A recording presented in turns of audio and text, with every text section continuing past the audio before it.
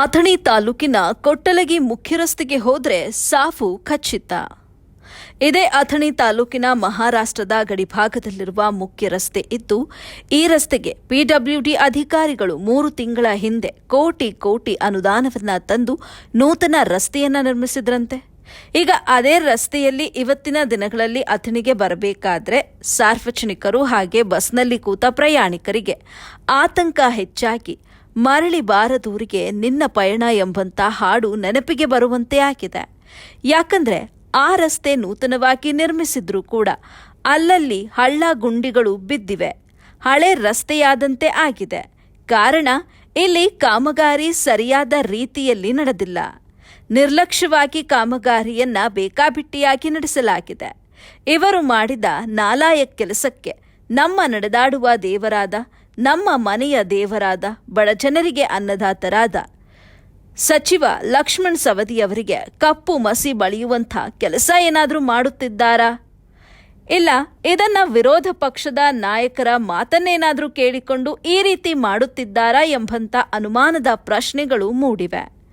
ನಾವು ಮಾಧ್ಯಮದಲ್ಲಿ ಪ್ರಸಾರ ಮಾಡಿದ, ನಾವೇ ಖುದ್ದಾಗಿ ಹೇಳಿಕೊಂಡ ಸುದ್ದಿಯನ್ನ ನೋಡಿಕೊಂಡು ಇನ್ಮುಂದಾದರೂ ಇದಕ್ಕೆ ಸಂಬಂಧಪಟ್ಟ ಅಧಿಕಾರಿಗಳು ಜಾಗೃತರಾಗ್ತಾರಾ ಇಲ್ವಾ, ಅಥವಾ ಇವರಿಗೆ ಪೊರಕೆ ಏಟು ಬೀಳುವವರೆಗೂ ಇವರು ಕ್ರಮವನ್ನ ಕೈಗೊಳ್ಳೋದಿಲ್ವೋ ಏನೋ ಅನ್ನೋದನ್ನ ಮುಂದಿನ ದಿನಗಳಲ್ಲಿ ಕಾದು ನೋಡಬೇಕಾಗಿದೆ.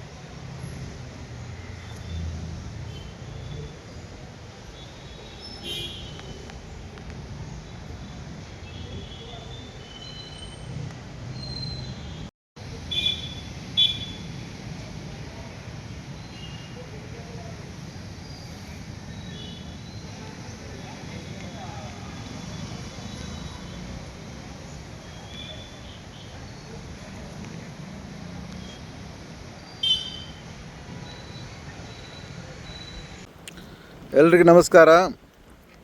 ಇದು ಕೊಟ್ಟಲಗಿ ಟು ಅಥಣಿ ಮೇನ್ ಹಾವೆ 35 ಕೋಟಿ ರೂಪಾಯಿ ಟೆಂಡರ್ ಆಗಿದ್ದ ಹಾವೆ ಕೇವಲ 3 ವರ್ಷ ಆಯಿತು. ಇಲ್ಲೊಂದು ಬ್ರಿಡ್ಜ್ ಬಾಂದರ್ ಮಾಡ್ಯಾರ.